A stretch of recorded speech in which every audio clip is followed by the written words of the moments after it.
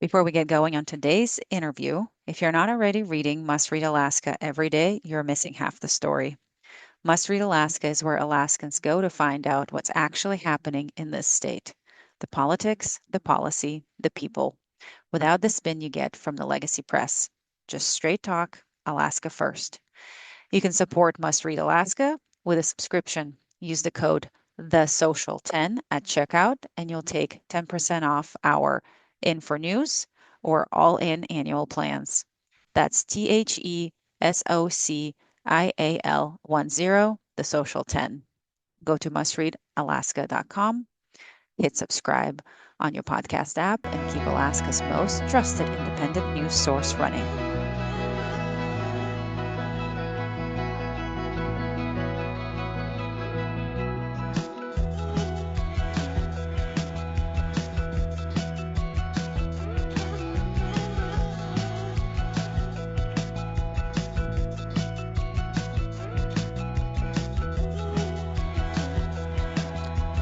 Welcome to The Social, Must Read Alaska's segment on the events, communities, and conversations that make this state worth living in.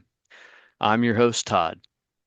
Not too long ago, we celebrated Memorial Day, a day set aside to honor the men and women who gave their lives in service to this country. It means something different in Alaska, where military families are woven into nearly every community and where the cost of freedom isn't abstract, it's personal.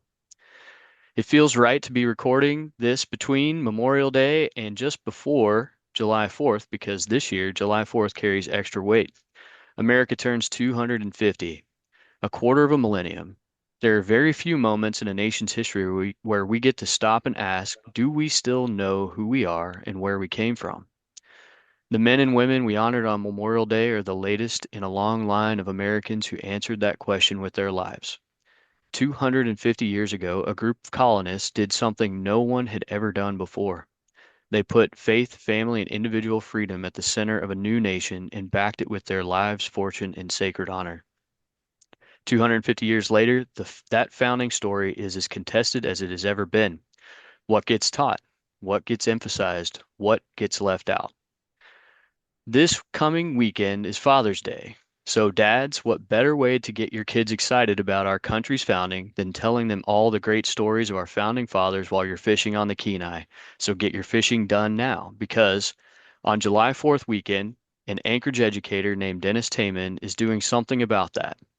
He's assembled over 500 pieces of American history. These are artifacts, documents, and relics spanning the 1700s through the 21st century and opened the doors of Mountain City Church for a free community event called America Comes Alive.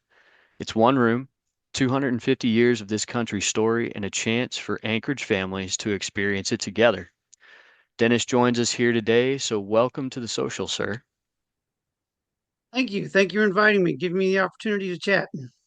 Yeah, of course. So, Dennis, you've been bringing American history to life in Anchorage classrooms since 2011, long before it became a national conversation. So tell us what Tayman tutoring is and what makes your approach different from what kids are getting in the public school system. At 250 years, we have to ask, are we actually teaching the founding or are we teaching around it? Well, I can't tell you who I am without telling you how it all began. So I'm going to do a little brief backstory so you can get a good thing. So we're going to go back to California in 1993. That's when me and my wife Susan were married. By 1995, we had our first kid, Sarah. And then 5, 6 years later, she's now looking into needing to be educated. 1999 to 2000. Um, the choices were do the Los Angeles school district or outside the box homeschooling. Well, LA's school district was not going to be happening in our life. So we chose to try this homeschool thing. By 1997, we had our second kid, Noah, and then our third kid, Rachel, came in 2001. Well, that very beginning, we connected up to some co-ops, and a co-op is just a bunch of other families that are doing the homeschool thing all together, and we're just going to Hmm. do this in a group as a setting. 2002, I got transferred to Alaska, and it's when I discovered that the state of Alaska really did embrace homeschooling. That is to say, If a Mm-hmm. family connected up to, and they're still with us today, charter schools, there's many of them around, you could actually get public allotment money and you can teach your kid the way you want them to be taught and not have to worry about the public school system. Okay. Mm-hmm. Well, we chose to do that. We could choose the curriculum we wanted, and the only thing that you can't do is religious curriculum. And I get that. That's just life the way we are, the way it is. But there are Mm-hmm. tons of other topics that you can absolutely dive into. History is one of them that you Mm-hmm. can do. And from there, we started homeschooling not one, not two, but all three of them. And we kept on that path even today. Our last one graduated in 2012, 2013, thereabouts. And during that time, one of the charter schools we connected up to was Family Partnership. And in Mm-hmm. Family Partnership, they had teachers, sponsor teachers, and one of them was Miss Happy Chronister. She was aware of what I did at that time, and that is sometimes I would be invited to some of the high school classes. And also by that time, I had either acquired at least one of a Civil War cavalry saber, Oh, and wow. I also purchased a Brigadier General outfit.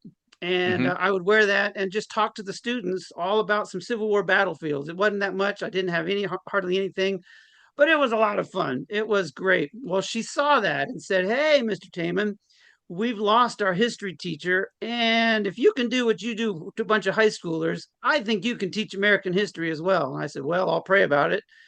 And by September 2011, I was alive and well. I had developed Tayman Tutoring, and off I ran teaching. And the bottom line is, I'm still teaching. That's 14 years later. Now, I have a few focuses that I wanted to do. Number Yeah. one, I wanted to relay the stories as they happened. And I'll say it Mm-hmm. this way: no massaging the message. A lot Yep. of the current, the catchphrase is revisionist history.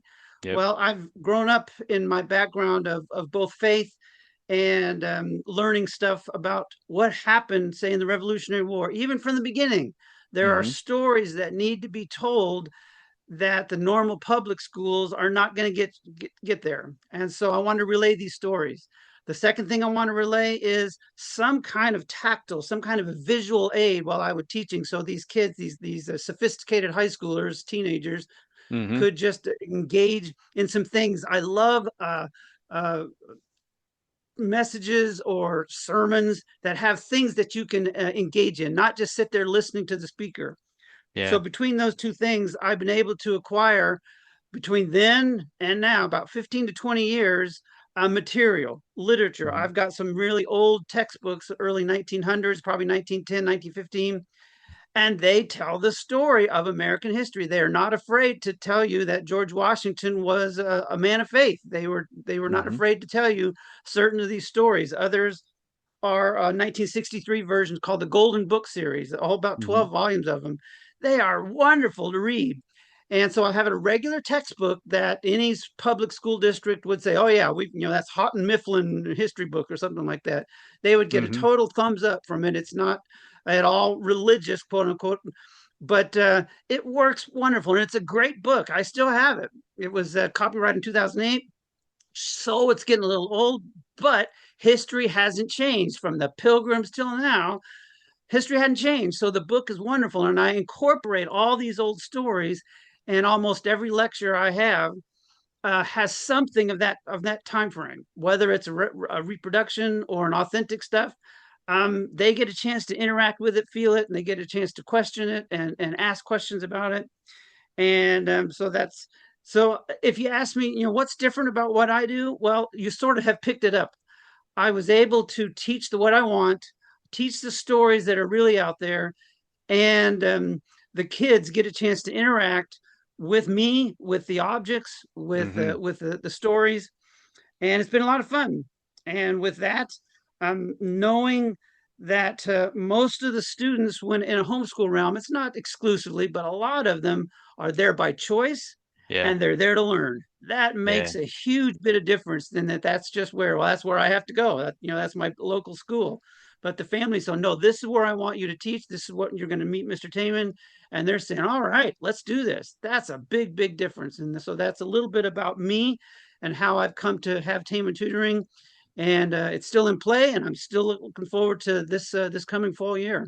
Yeah, oh, that's awesome. I mean, you touched on a lot of different things, especially like the way people learn, right? Not everybody learns by reading, not everybody learns by doing, and you've kind of brought out a lot of the different modalities. And I think what we've seen, especially, over the last several years, is there's just been a growing frustration amongst the parents, and they're looking for that depth to make sure that their kids are learning and getting quality stuff. And so, Tayman Tutoring or other private schools or charters, whatever it may be, have really kind of stepped in to fill a gap that, one has brought back to life some of these things, just as you've said here, is walking into a classroom with a period piece of clothing and artifacts to help really bring this alive. And, this 250, this is the semi-quincentennial. This is a massive event in our country's history. And I mean, this is a cultural reset moment, and it is a chance for us to really reconnect back to what it was, like what makes this country great. So I want to talk about the event here real quick. America Comes Alive. So walk us through what people will actually experience when they come into Mountain City Church on July 4th. What are they going to see? What are they going to do? You've mentioned here that there's 500 some odd artifacts. I mean, this is not an insignificant amount of artifacts, right? That we've accumulated here in Anchorage. So for the 250, I mean, this feels pretty significant. So let's hear it. Walk us through what this will be. All right. Well, I'm going to start rather uniquely, and I want to read some scripture, Psalm 78, 2 through 7. And this is what it Hmm. says: I will teach you hidden lessons from our past, stories our ancestors handed down to us. We will not hide these truths from our children. We will tell the next generation about the glorious deeds of the Lord, his power, and his mighty wonders. He Hmm. commanded our ancestors to teach them to their children so that the next generation might know them, even the children not yet born, and they in turn will teach their own children. So each generation should set its hopes anew on God, not forgetting his glorious miracles and obeying his commands. So, do you hear it just in those the power of teaching and experiencing history? Now Hmm. you add the elements of our own nation's journey, both the good and the bad, because we're not perfect at it, and all summarized. And with this summarization, I want to read you a secondary excerpt. It comes from a letter that we've sent to churches, and this kind of puts it in, encapsulates it. But then we'll go a little deeper in what this is about. This is what we are saying. Our nation's history has a divine thread that weaves in and out of the events of our past. It is filled with faith, family, and freedom. From the Black Robe Regiment to the First and Second Great Awakenings to the Jesus People movement in the 70s to the early and continuing impact of Billy and Franklin Graham, with that heritage, we are looking to present to the community of Anchorage a journey of our nation's history, from the earliest beginnings to the present day, through an immersive exposition of historical memorabilia. I'll be presenting my entire collection of American history artifacts, along with contributions from a few other local collectors, allowing attendees to see, learn, and touch real pieces of American history. Our nation hasn't gotten it all right. Some of the issues that we walked through, the results were rather tragic. They had some heartache, but God never left us. Hmm. And there was always a remnant, a group of people that's going, all right, we started correctly. Let's not forget that. And there was Hmm. always a remnant asking God to come in and say, help us. We've messed up. We've gone off track.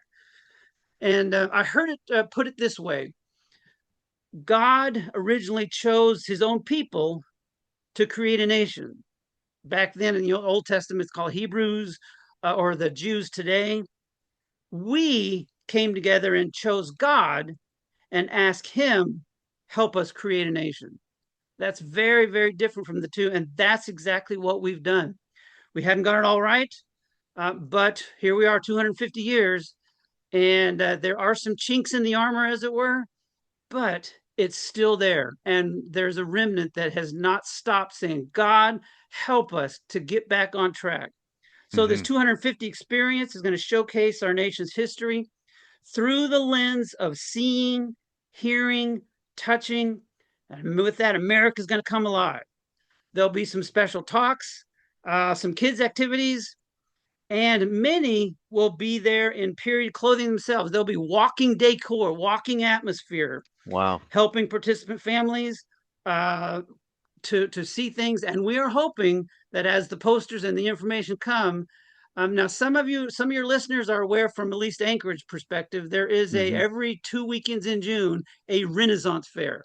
Yep. Well, and if you go there, you know the Anchorage citizens, they show up in all kinds of things, not just the people that have Hmm. worked there. Well, we are hoping the same thing occurs, that they will show up on the 4th and the 5th, little kids with revolutionary tricorner hats or their own little Civil War aspects, Hmm. 1920s, Roaring Twenties, some flapper dresses. Of course, Yeah.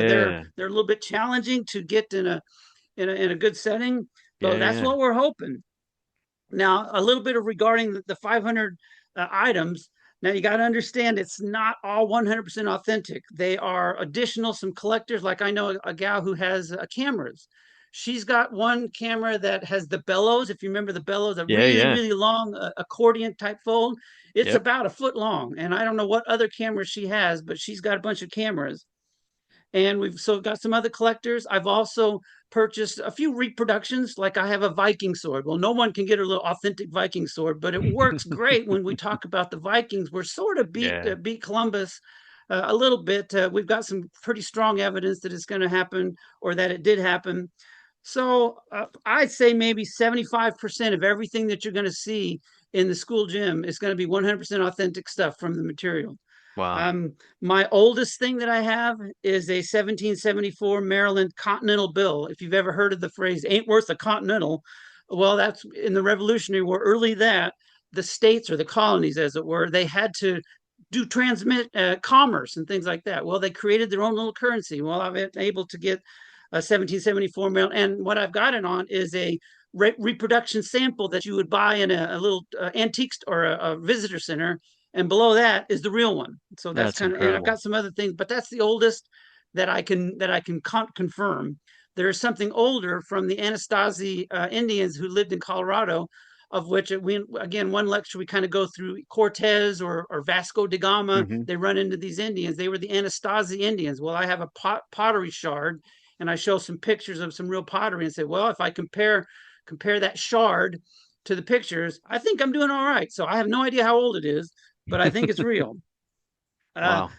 so that's how I see the 500. And 500 also includes the little small bullets from the Civil War or the big things. We've got a kid's a school desk from the early 1900s. There, we've got a flapper dress. We've got, Hmm. anyways. I won't give away all the trinkets because you got to come there to Yeah. see the rest of it. But that's a little bit about what you're going to experience. Oh, that's really cool, Dennis.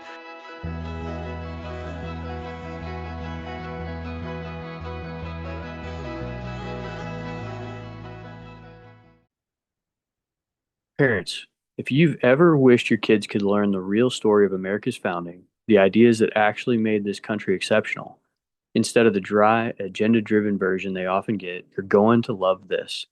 The Tuttle Twins America's History series is two stunning full-color hardback books that take kids on an exciting adventures with Ethan and Emily. Volume 1, The Seeds of Liberty, covers the years 1215 to 1776. It includes everything from the Magna Carta and the birth of limited government through the ideas that sparked the Revolution. Volume 2, Birth of a Nation, picks up with the Revolutionary War, the Constitution, and the Bill of Rights. These aren't boring textbooks full of dates and battles. They're story driven books that teach kids why it all happened and the timeless principles of liberty, personal responsibility, and self governance they can actually use. Perfect for ages 7 to 12, whether you homeschool or just want something way better for your family. Each volume includes a huge bundle of extras, hundreds of pages of curriculum and activities, the full audiobook, and hours of video lessons. If you want your kids to truly understand and love American history, go right now to www.tuttletwins.com/MRAK. That's www.tuttletwins, tuttletwins.com/MRAK. Use the special Must Read Alaska link to check out the two-volume collection and grab the bundle while the current offer is on. Give your kids the real story. Head to www.tuttletwins.com/MRAK today.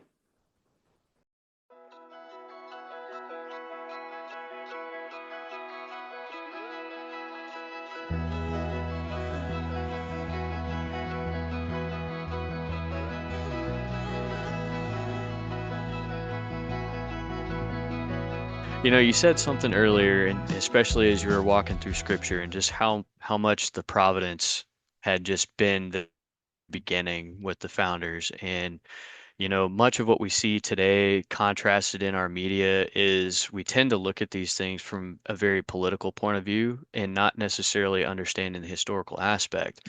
But really what you've described was worldview is very important to the founders of this nation. And so the tagline of this event is faith, family, and freedom. And that's a very specific framing of American history.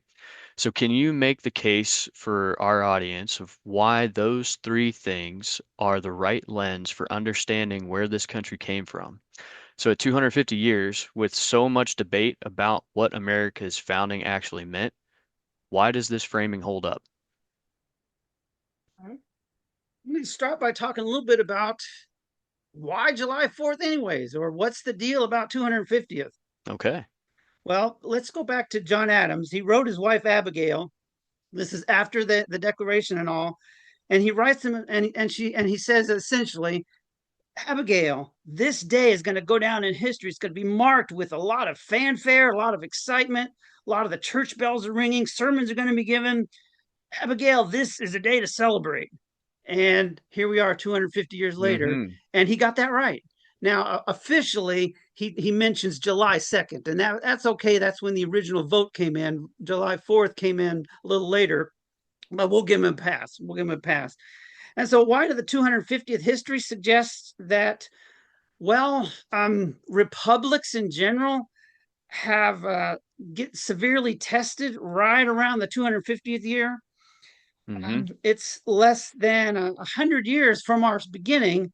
We had something called the Civil War that Mm-hmm. really tested us. So we had to walk through that. Then the 1950s or 60s come in, and we got these civil rights issues that a whole segment of the population was being demeaned simply because of a different skin color. Mm-hmm. And now I'm going to go more present day. We got those COVID years. A lot of people saw that the federal government was trying to control the narrative, trying to control the citizens. Freedom was threatened. And today we have the rise of socialism, and it's trying to steal our freedom. Well, the solution, I want to come back to our roots. We're going to visit the Declaration of Independence. That's where things got started. That's where freedom really started to ring. That's where our Mm-hmm. faith started to rise up and say, hey, let freedom ring with the Declaration of Independence. So we're also going to revisit stories of very old. We're going to look at some divine intervention, some great awakenings. We're going to relook at some videos to tell the stories. And so all this begins to bring to bear the fact that we do have three things that we need to highlight. Faith, we've already kind of touched a little bit about, but we go all the way back from Columbus through Jamestown, through the Pilgrims, the Mm-hmm. Revolutionary War, and the next 250 years, our nations have had a divine thread. And I alluded to it a little earlier. God's hand has been on our nation from the earliest beginnings. The founders from all walks of life. There were even various denominations. They fully embraced the teachings of Christianity. That's Mm-hmm. not to say that all were, quote, Christians, unquote, but they saw value in biblical principles as the structure to build a nation. Mm-hmm. Again, let me go to John Adams. He said our Constitution was made only for a moral and religious people. It is wholly inadequate for the government of any other. Mm-hmm. It was reasonable then to celebrate, and it's reasonable today to celebrate 250 years of our faith. Our faith has sustained us to get us through tough stuff, the Civil War, civil rights issues. We embraced the faith that says God says all men are created equal. That may not be scripture, but is absolutely in the perspective that God has. Mm-hmm. Family. Again, from the Pilgrims onward, families arrived in the New World.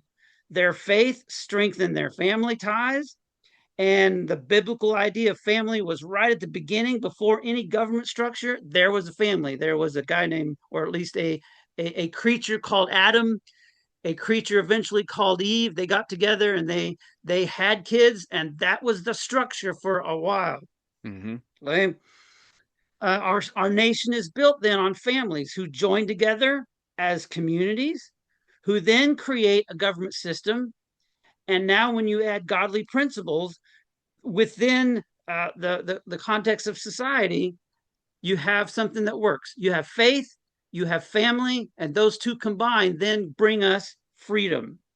So let's talk a little bit about freedom. Mm-hmm. So again, faith from our biblical principles, family then follows those principles, and the results are freedom increases.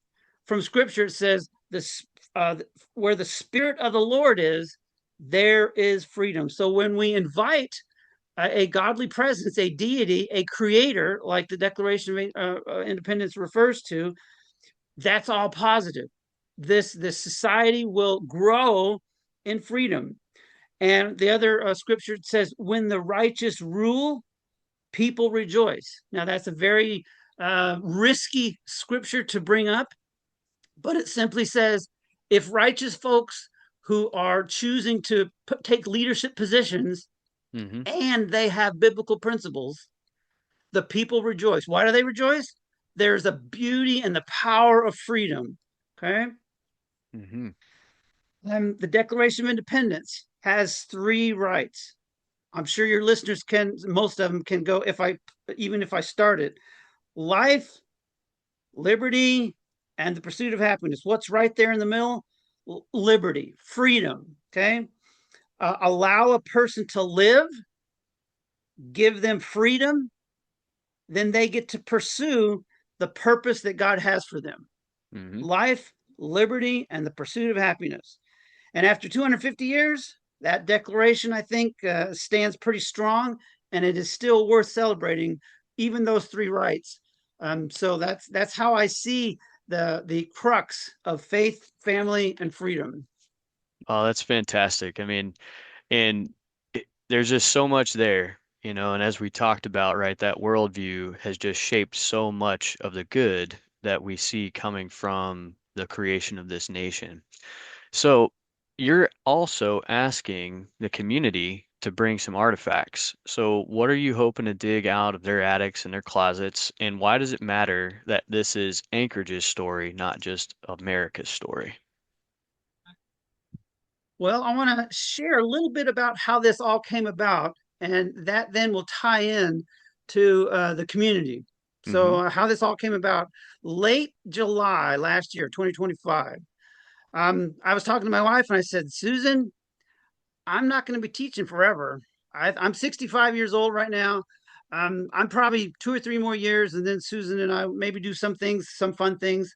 But I said, what more am I going to do with all my stuff? I mean, the kids can have some of it when I pass on, but not Mm-hmm. all of it. And she goes, is it next year the 250th? Maybe we can find some place and put it all together and do a thing. And I said, well, that sounds like a good idea. Tons of stuff. It's a bit quaky in my knees to think about that. So, not less than a month later, I hear about an organization called Patriot Academy. It's a great Oh, yeah, organization. They have they are. classes such as biblical citizenship, and that's a whole Mm-hmm. nother topic for another day. Another class they have is rebuilding liberty. As you can imagine, it's all about our nation is needing to be rebuilt. There's some cracks in the liberty. One of the things that they uh, submit, a lot of steps, but find a way to celebrate the 250th. Okay. So when I took that class, a rebuilding liberty class, enter Mountain City Church and a couple by the name of Baxter's, and they heard me say what I'd like to do. And I said, I have no idea how to do this. They said, hold the phone. Our pastor has embraced the fact that we need to do something for the 250th. And I think we can do something together. And by October, a partnership began. And again, our focus, the partner, our focus is we want to partner not just with my stuff, But Yeah. Anchorage has got Hmm. lots of action, lots of opportunities. We want to partner with churches, which allows God to work in us and to present an event to Anchorage that's never been done before. And over the last 15 to 20 years, again, I have acquired this collection, but I know that there are other organizations. Two of them that are going to be at this event is Alaska Veterans Museum and the Wow. McKinley Muzzleloaders Association. Both of those are going to be at this event, and they are have lots of historical stuff. And a lady by the name of Sue Ellens from AVM is going to be there to do some special talks. A guy from the McKinley Muzzleloaders, he's going to be out in the back of Mountain City Church. There is a back lot, a grassy lot. We're Hmm. going to be able to do some demos with some muskets. He told me that Oh, very instead cool. of regular projectiles, he's going to create some water-based newspaper module. You just wet Hmm. some material, put it in a little mold, get it really tough, then you can stick it in your musket and go at it. So we're going to have some demos such as that. There's a few Nice. individuals that have also stepped up asking about some partnerships. And Okay. we've also asked a few other organizations, some nonprofits, that they could be able to share their mission. A lot of them are about families, about Hmm. faith, or about freedom. One of those three focuses on the organizations that we've got. And Alaskans have stories to tell, Hmm. both verbal and through the treasures that they get. So this is a slight rabbit trail, but I've been able to bring my Civil War display to a few gun shows, and Hmm. I've got guys help me, and they all get dressed up, and I tell them before the gun show starts, you're going to interact with some people here. They're going to tell you that, oh, you see that sword? I got one just like it that my grandfather gave me. And Hmm. they will regale stories of what they walk through. And I told them, you just sit there and listen. You just absorb it all in. Well, I'm hoping that this event will also do the same. People throughout Anchorage, even some Wasilla, wherever we can get them to come in either with their stuff. I'm Yeah. hoping that they'll stand behind a table and share exactly what I've just kind of shared with you. If they Hmm. can't, we still can have them. We've got some limited table space. We've got some guy who has like a plank of the USS Yorktown. I don't know how he got it, but it's got official Wow. certificates and all that. He's got Wow. some flags that were flown, just a myriad of other fun things. A guy who has a pocket watch of all things from his great Hmm. great great grandfather in the Civil War. So we're hoping that that'll connect up and I'll be able to put it there. Um, but we'd love to have you there as well if you're listening to Hmm. this and you have your own story or your own collection. By the time this airs, I still hope we'll have a few more empty spaces on some tables. Again, we'd love to have you behind that table telling it, but if you can't, I'm sure Todd will be able to relay the contact information. So it's Saturday, July 4th from 12 to 6, Sunday, July 5th from 2 to 6. And again, we've humorously told people, especially if they get a flyer, okay, Hmm. are you ready? Get your fishing and your camping done the weekend before or after, and then come in on July 4th, stay Yes. local, stay in celebration mode for this 250th, and bring a friend with you. Okay. Yeah. Oh, that's fantastic. I'm glad you brought that up, right? Especially in Alaska, because Alaska wasn't even a state for most of those 250 years. But we've been a part of the country's story in ways that always don't make that textbook. And an example that comes to mind, I remember we were out at the Kennecott mine in McCarthy a few years ago, and as we were going through the tour guide had made this comment, and I may get this wrong, but what I remember was when they had the mine open and running, the mine had two holidays that they gave people off. It was Christmas, the birth of Christ, and July 4th.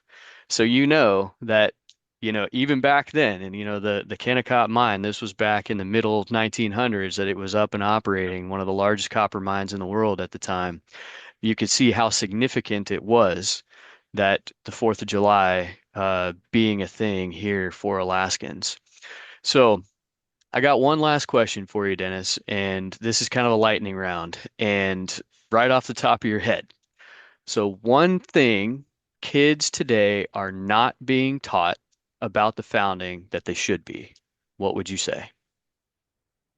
The fact that there was a thread of divineness. The Declaration again speaks of it. They were um, they had the audacity to say that there was a creator and that Yeah. he created men equal, and that it was this divine creator that gave us the three rights to life, liberty, and the pursuit of happiness. And some other folks that I've talked to say that even the Second Amendment is not necessarily only about firearms as much as it's a divine right to protect yourself, to protect your family, to protect your property. Okay, Hmm. so those are the things that would come to mind. That's what students need to know today is they don't have to believe in the God, just embrace the fact that it existed and that they existed. It. You may not go there, and if it's that big a deal, there are other nations that could care less what you believe. For us, we have a creator that we think does exist, does care, and he embraces you whether or not you believe him or not. Amen. Well, Dennis, this has been great. I really do appreciate you taking the time to come out and talk about this event. So everybody, this is Dennis Tayman, founder of Tayman Tutoring and the organizer for America Comes Alive. Dennis, would you mind telling us again when this event is and where people can go and find the information? All right. So July 4th, Saturday from 12 to 6 at Mountain City Church. It's over there on Northern Lights. I don't have the address with me, but I'm sure Todd and the MRK folks can get that. You And will. then Sunday, July 5th, we set it up so some folks of faith go do their thing on Sunday morning. So go ahead and Hmm. take care of your place of worship, then have some lunch and show up at our place at Mount, or not our place, but Mount City Church at 2 o'clock from 2 to 6. So 12 to 6 on Saturday, sleep in a little bit, worry about the fish that you're not going to catch or that you got all the weekend before, That's right. and then Sunday from 2 to 6. Oh, that's fantastic. Well, thank you again, Dennis. And if you have artifacts that you would like displayed, or you want to volunteer or sponsor, you can contact Mr. Tayman here at taymantutoring@gmail.com, or you can go to his website at taymantutoring.com. So, Dennis, once again, thank you very much for your time. We'll post all of the information in the show notes here for the episode so we can get it out to everybody. I'm Todd. This is The Social on Must Read Alaska, and we will see you next time. Thank you.